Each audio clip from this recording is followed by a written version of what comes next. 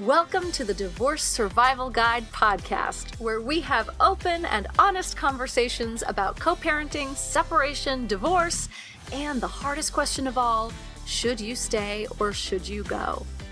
I'm Kate Anthony, your divorce survival guide, and I'm here to help you navigate some of the roughest waters you've ever swum in and answer some of your toughest questions. I've been to hell and back, and now it's my mission in life to help you get to the other side of this process with your sanity and your heart intact.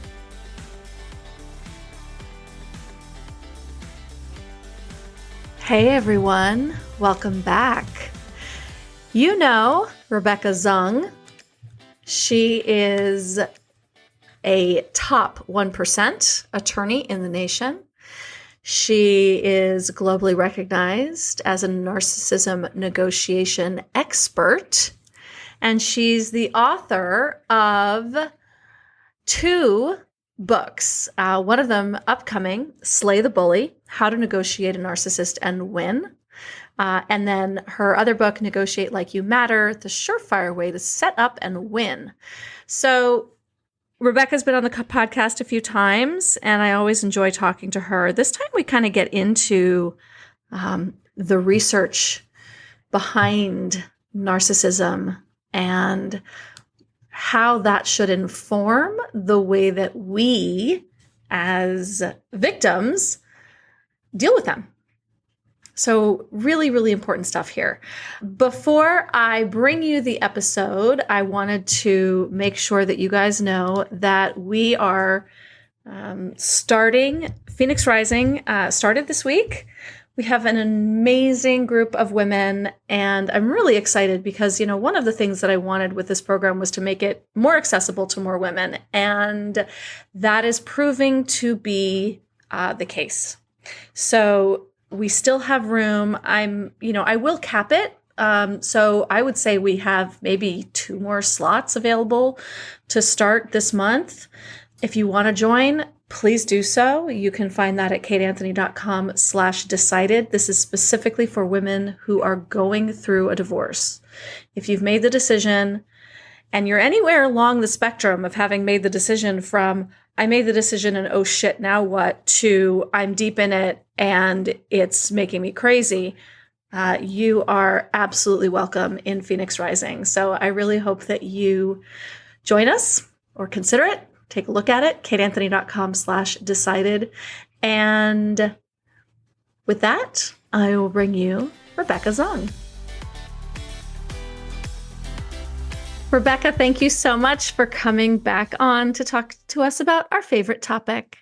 Good old narcissist. Yeah, exactly. So you have a new book out. Can you tell us a little bit about this book and how it differs from your previous book and all the things about Slay the Bully? Yes. Well, it's interesting because it is what I've been talking about for the last couple of years, but I didn't put it into book form until now. So during COVID, obviously, I started talking about how to negotiate with narcissists, but I didn't have a book that put it all together. And it's really interesting because I didn't really delve into deeply researching narcissism and what was going on with their brains and the whole trauma aspect of things until I really started writing the book. And I was so blown away by the research of it. And it almost helped me in a way because it made me understand narcissists better. But then it also was like, wow, okay, now I realize everybody needs to understand what's actually going on here and how everybody needs to understand how we need to communicate and negotiate with people who either have narcissism or other high conflict personalities in a completely different way.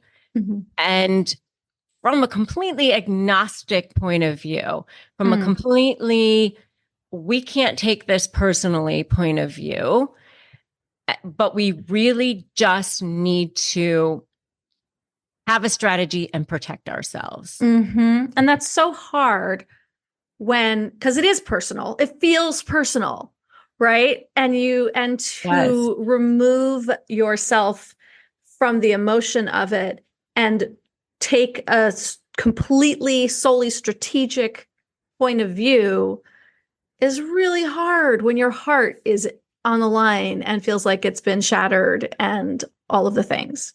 So hard, so hard. I mean, and your heart has been shattered, even if it's been a business situation or a family situation. I mean, obviously, this is the divorce survival guide podcast, but regardless of the situation that you've been in, it is ridiculously hard. Yeah. For a number of reasons, but not the least of which of how ingrained they become in your lives and how manipulative the situation has been. Absolutely. But I think that once you understand, what's been going on with them and with you, it is actually kind of easier to understand. It doesn't make them easier to deal with. Right. Right. Very difficult personalities to deal with. You can have a framework in dealing with them, and they're actually very easy, simple personalities to understand in some ways, because they kind of just have the one way of being in some ways. But I think once you kind of understand the trauma behind it, like meaning that, like how they were formed, it's a little bit easier. Okay. Well, let's talk about that. Let's talk about specifically how these high conflict personalities are formed. Mm-hmm. What did you learn in your research? And why does it make it easier? Let's both of those things. First of all, it's definitely nurture and not nature, meaning that, there's no like thing that happens, as far as like recessive gene number 23 or whatever, right? Right. Not like blue eyes or green, green eyes or blonde hair or whatever. It's something that it takes place during childhood. And I mean, obviously, all of us have been subjected to a certain amount of trauma, whether it's big T or little t in our lives. And all of us, and it is a spectrum. So we all have a certain amount of, selfishness or narcissistic traits or tendencies or whatever you want to call it, as far as being human beings, right? I mean, I always say, like, if you put Jesus Christ or whoever you think is perfect on one end and, NPD on the other end, or whatever you want to say, how it goes is that when we are, as humans, subjected to situations that cause us stressful situations, our bodies react by emitting neurotransmitters, which are adrenaline and cortisol, to prepare us to go into fight or flight mode. So when that happens on a regular or continuous basis as children, because they're in stressful situations. Now, whether it means that they're in abusive homes or they witnessed abuse or they were neglected or they were overindulged or whatever it was that caused it to happen on a regular or continuous basis, it can cause arrested development in the limbic system part of their brains. So that's the emotional center part of the brain. So while the prefrontal cortex part of the brain, which is the thinking part of the brain, can continue to develop normally, that limbic center part of the brain, which is that emotional center, doesn't necessarily evolve or develop at the same rate. And so when they grow up, then they are, they can be fine. But what happens is when they are exposed to stimuli that cause them to feel like they are needing to be back into survival mode again, and that gets triggered. And it can cause, that is what they call narcissistic injury. And it can be anything. And it's usually not rational, and it's usually not reasonable. It can be that they feel a loss of control. It can be that they think that they're going to be exposed. It can be a slight. It can be a tone of voice. It can be a body language. It can be verbal or nonverbal. But when that happens, then that limbic system is activated. And now that takes over that prefrontal cortex again. And so now that's what's in control. That takes over their brain.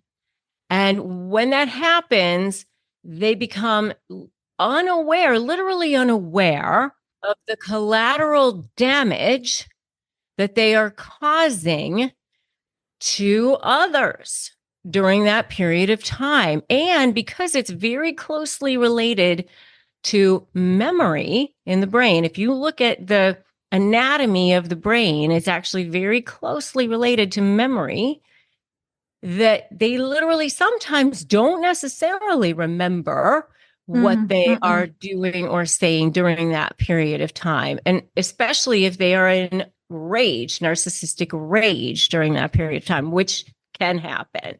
Happens often, more, right. And what's really frightening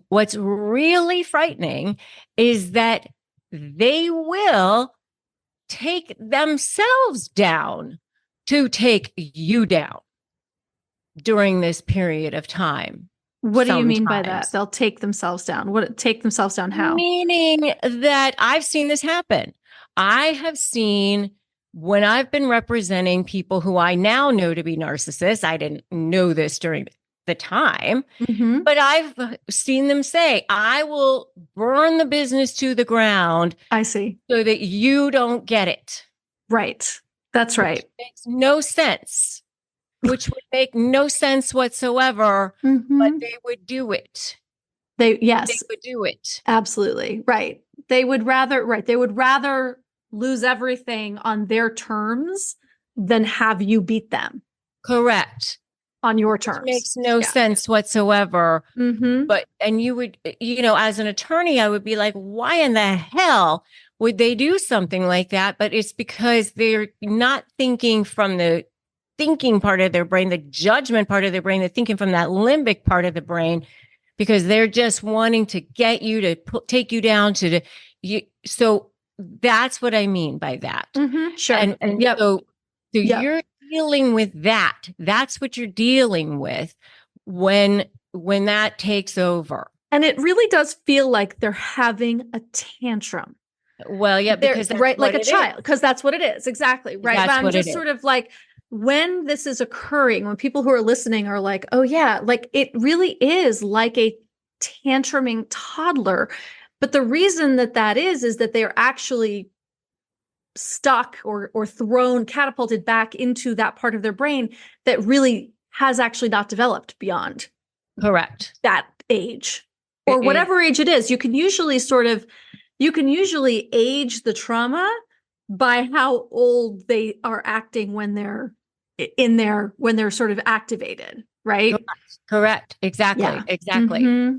Understanding this, then you have to understand that you cannot negotiate with or communicate with a narcissistic person like you can a rational or reasonable person. Right. because you're not sitting across from a person who goes, okay, obviously we both want to conserve attorney's fees. We both want to get to a rational or reasonable end to this. Like we both want to protect the children. You're not dealing with that. Right. You're not dealing with that. You're dealing with a person who's thinking from, I want to get you. I want to hurt you. I want to, and so you have to have a different way of strategically and tactically maneuvering your situation. So when you sit there and go, well, I don't want to fight. Well, I just want to have what's fair. Well, I just want to have a reasonable conclusion to this. I get that. I 100% get that, but you're not dealing with that on the other side. Right. And so you have to have a different way of going about it. And one of the things that I often caution women about is because so many women, right? It's like we have this, and very often the person who's in the relationship with the narcissist is a deep empath who hears, oh, it's their childhood wounding. That's the problem. I can fix that. Right. Okay, so, and I want to have a conversation about the empath too. Yeah, let's do it. Yeah. Been there, done that, got the t-shirt and, had the t-shirt like battered, worn and beat up and ripped it to shreds myself. Yeah. And, much therapy over the empath situation myself, being the empath. And, having what I call now know to be leaky boundaries. Yes. Right.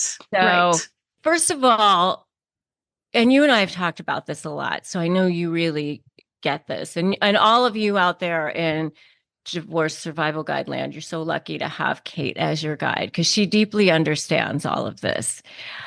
I want to talk about what's going on the target side, both from a physiological point of view and also a psychological point of view. But from a physiological point of view, there's something actually that I thought was also very helpful to understand. And that is that the dopamine addiction piece of it. Yes. Yeah. The trauma bond. Yes.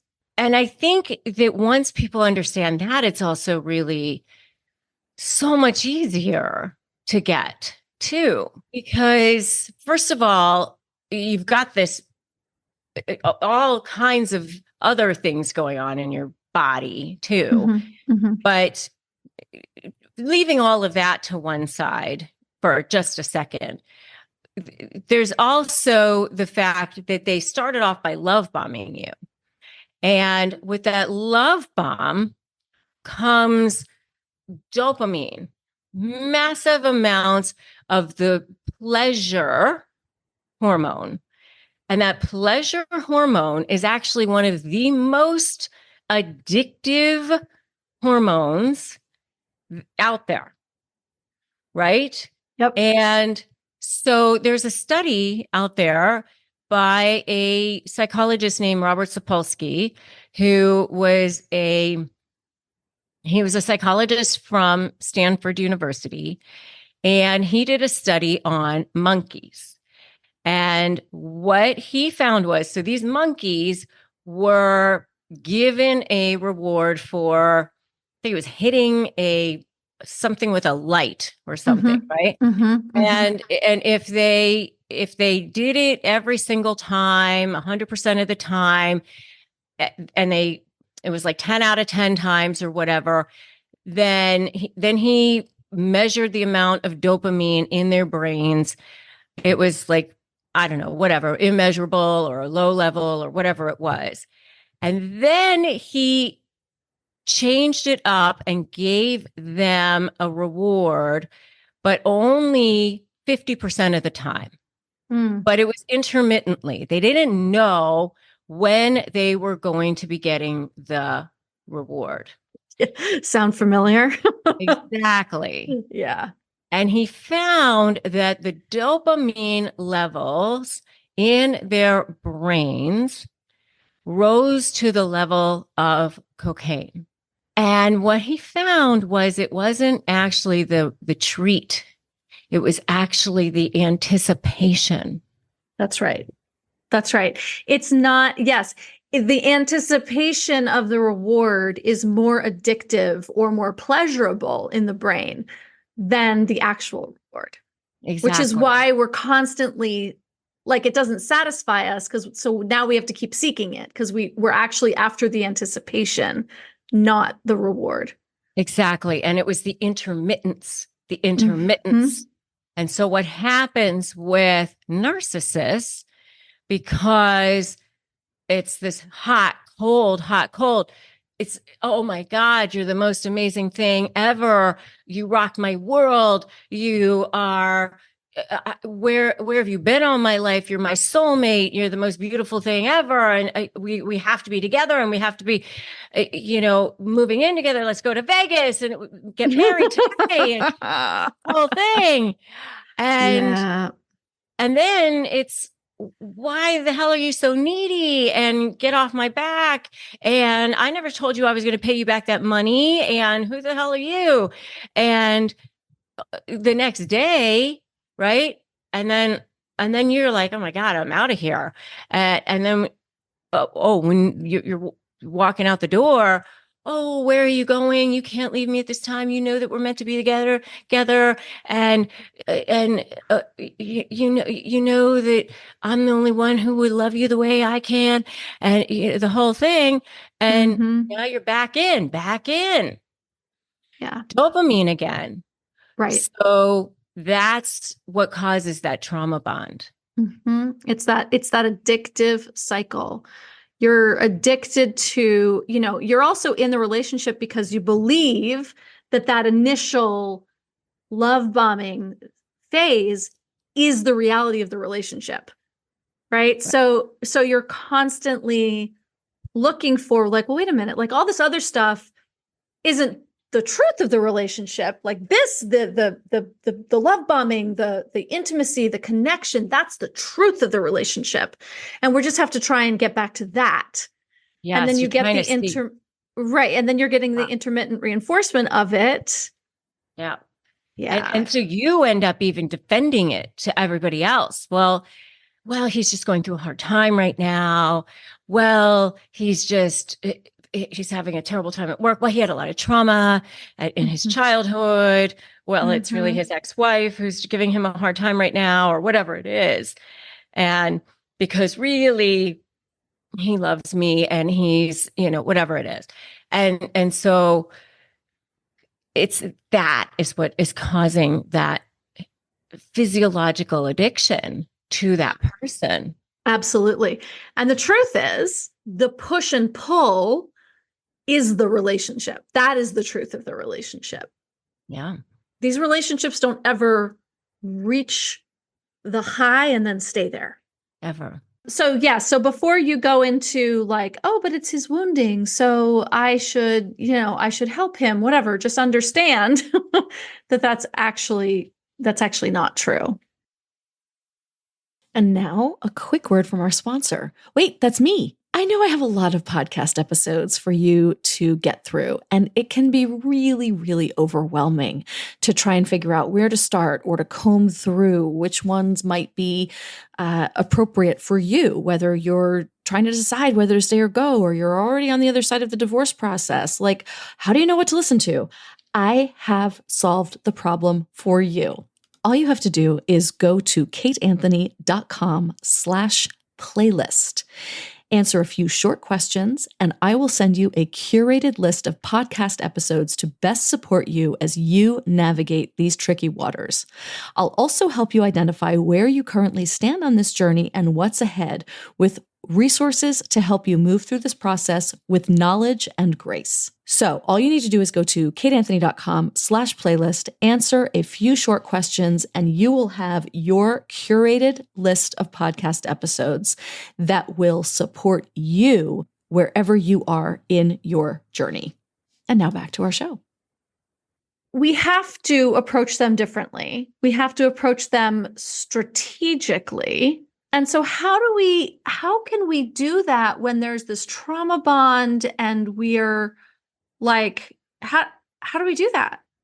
The first thing in my S, which is strategy for slay, is I say step one, don't run. Step one, don't run. So obviously you have to create a vision for where it is that you want to go. And a lot of times people are like, oh my God, I can't even get there. All I can do is think about getting this person off of me or whatever. Right. And so I know you're just in survival mode at that point. Yeah. So I tell people a lot of times, okay, I want you to create a vision for where it is that you want to go and think about that. But if you're just in complete survival mode and you can't even get there to create your vision first, baby steps. So step one, don't run. Step two, make a U-turn. Step three, break free.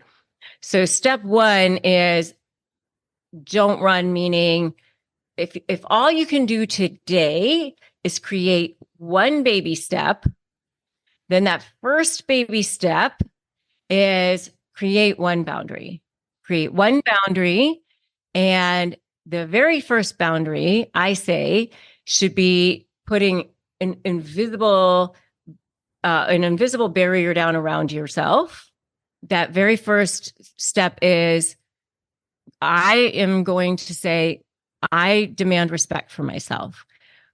Even if you're living in the same house, you can soul distance and start to say, I get respect, period. Start to look at them as if they are a third party having a tantrum on the floor. Just talked about the fact that they are basically 2-year-olds in adult bodies, or 5-year-olds or 8-year-olds, whatever it is, age they are.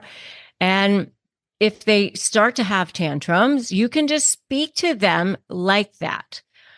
I can see that you are upset. I can see that you are angry.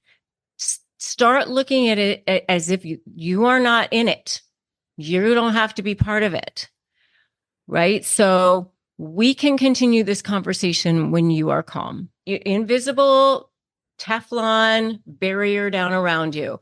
You've got Wonder Woman bracelets on. You've got Superman bullets coming off your chest, whatever it is. So if they say something that's insulting, you can just say, oh, thank you for the feedback or whatever. And then walk away. Don't stand there waiting for them to, like, so often I think so many people hear that and they're like, well, I'm going to tell him that I deserve respect. No. So this is about you. This is what I always say. I'm half Chinese. So I always say, I love jade. I always wear jade, but I always say never jade, which is never justify, argue, defend, or explain. Never justify, argue, defend, or explain. Because why? You're never going to get them to see your side, acknowledge you, go, oh, you know what? I never thought of it that way. Right. Literally never. Now that you said that, they're never going to do that. Yeah.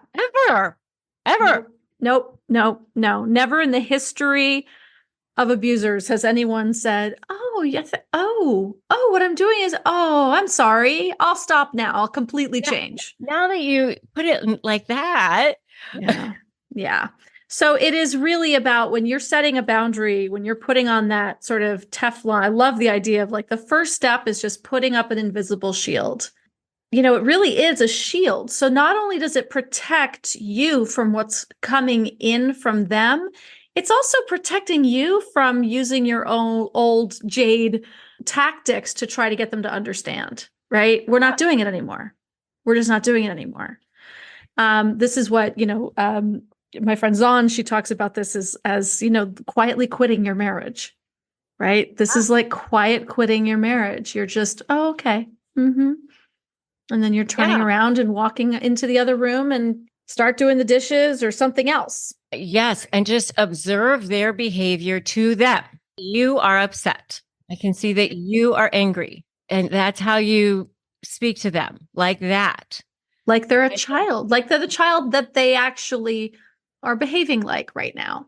Right. And I always say observe, don't absorb. Observe, don't absorb. So that's step one. Step one, don't run. Because then, as part of my S, that's when you can start to create your vision. And once you are in that space, then you can, what is it that you actually want? And I always tell people create a vision that's not like, well, I want them to leave me alone. Well, I don't want, them to get their way. Well, I want them to stop lying. No, that's not a vision. A vision is I want a house by the beach. I want a hot boyfriend. I want somebody who's going to pamper me. I want money in the bank. I want this parenting plan. I want to take my business back over, like, what do you actually want? Right. And your vision is not, you don't have control over somebody else. You're never, ever going to be able to control them. So your vision shouldn't be about them. No. Right. Because here's the thing. If your vision is, I want a loving, kind, compassionate, sort of reciprocal, hot, sexy, steamy relationship, if something magical happens and your husband ends up being that person, then great, you have that relationship. It's about you though, right? And when you're moving towards that vision and you're focusing on that vision, the things that don't align with that vision start to move away from your life. Correct. Exactly. So true. So well put. Thank you. Yeah. So good. So create the vision that you want for yourself or your life. And, I remember a client one time years ago called me up and said, you've done nothing to control him or his behavior. I thought, well, neither could you. That's right. So what? That's How right. am I supposed to? Right. Our job here is not, and this is, I am assuming you were her attorney. Yeah, I was his attorney. Right. Exactly. Your job is not to control him, but to strategize how to deal with him when he's doing all of his behaviors, right? My job was to, interpret the law and, get you something under the law, like not to control him and his behavior. How the hell would I do that?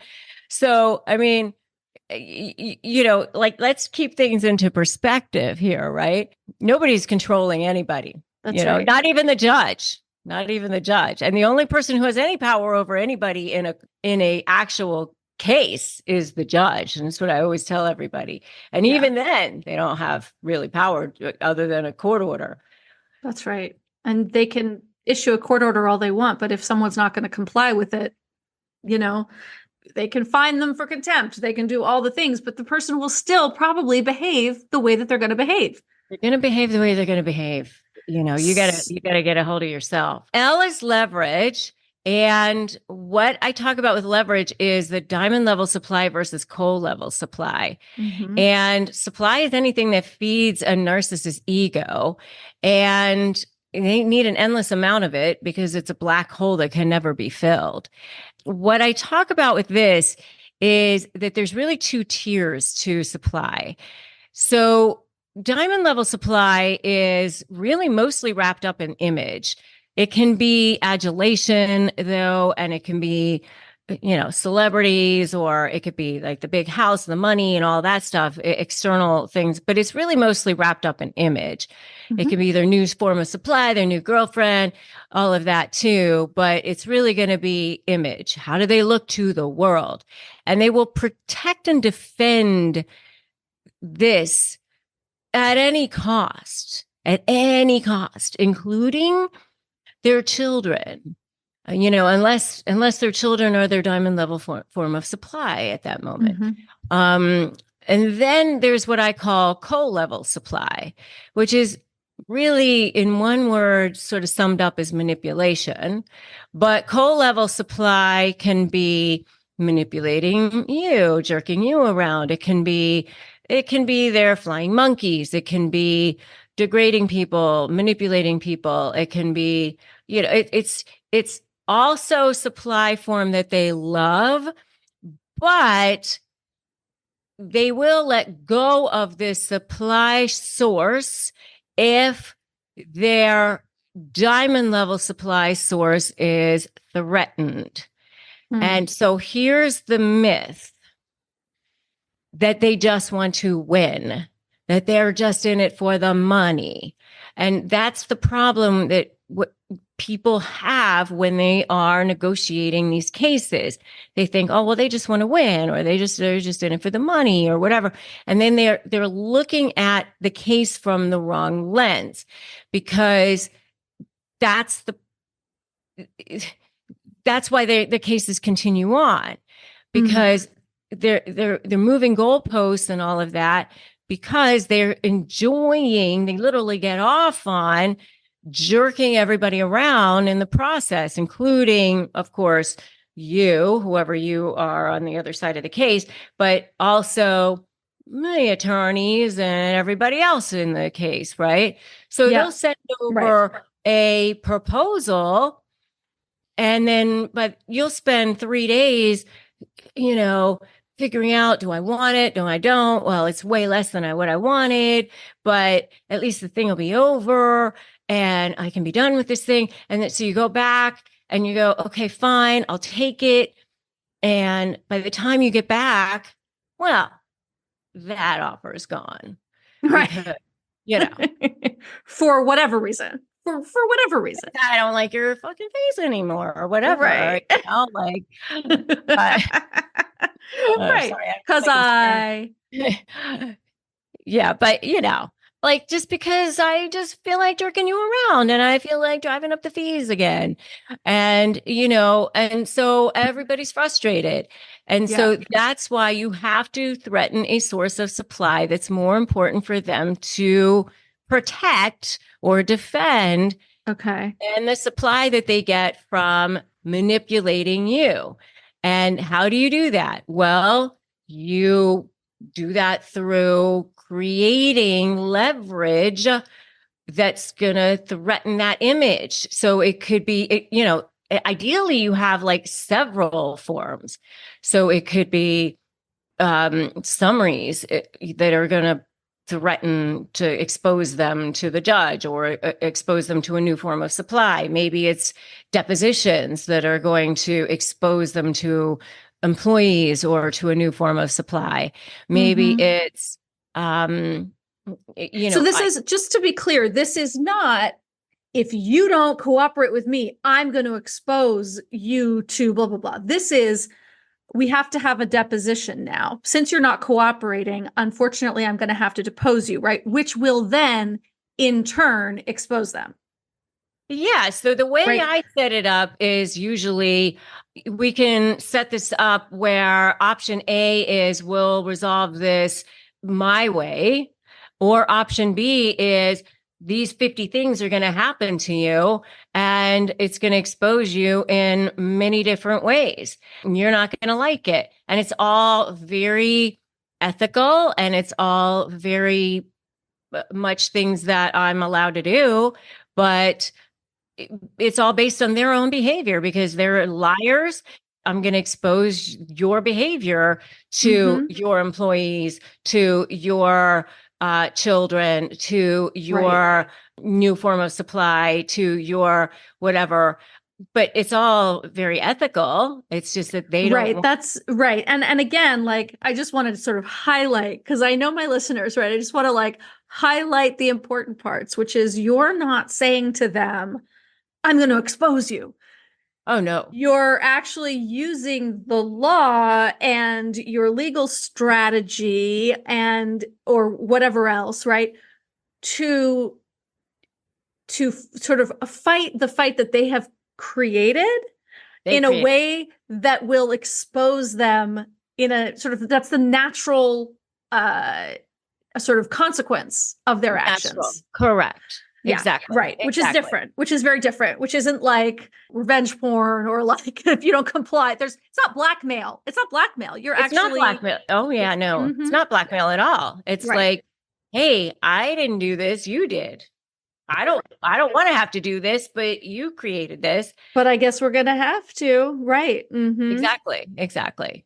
So A is anticipate, which is anticipate what the narcissist is going to do and stay 2 steps ahead of them, which, like if you know the type of narcissist that you're dealing with, like a covert narcissist is, more likely to be passive aggressive, line up flying monkeys, look like the innocent one, smear in terms of care.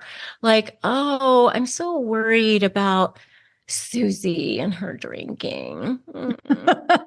Right. Right. Exactly. Yes. And then the more overt would be they're gonna they file the false pleadings, they will ignore court orders, the malignant they'll accuse you of being a child molester if you never touched a kid. They will stalk you, that sort of thing. And then there's a lot of other things that you can do for staying 2 steps ahead of them as well. And then the why is focusing on you being on the offensive, you and your mindset. 100% of winning is knowing that you're going to win, believing that you're going to win, and feeling that. And I always tell people, like, you can have the best lawyer on the planet, but if you don't believe that you're going to win, then nobody can help you. And so in the program and in my high conflict certification, I help people with a lot of that as well, and helping them with their mindset and feeling like they're on the offensive as well. So that's what the U is. And so that's the SLAY method. That's the SLAY program. And, it's literally helped thousands of people. My app, I just looked at the app. It's like in 167 countries. So, wow. Yeah. That's great. So what's the app? Where can people find that? What is it? Slay Academy. Slay Academy. Slay Academy. Great. Okay. Yeah. And the new book is Slay the Bully. Slay the Bully, How to Negotiate with a Narcissist and Win. So yes. And you have a high conflict certification program. Yes. Which is great for people like me, but also for people who are like actually in this high conflict. Like you can sort of actually get a certification in this stuff while you're going through it. Absolutely. So that you can fight it while you're going through it. Absolutely. So it's for anybody who's either dealing with it now, who wants to be a coach, or who's a professional who just wants to enhance their skills as well. So we have everybody who's going through it, all different types. So it's a great program. I'm so proud of it and really excited for it because it's the community really lifts people up too. Yeah, great. Well, Rebecca, I just want to be mindful of your time because you have to go and talk to and have a class with your people, my high conflict, high conflict people. So, where can people find you, the book, your YouTube channel, all of the things? Yes. So the book is at slaythebully.com. My YouTube channel is RebeccaZung.tv.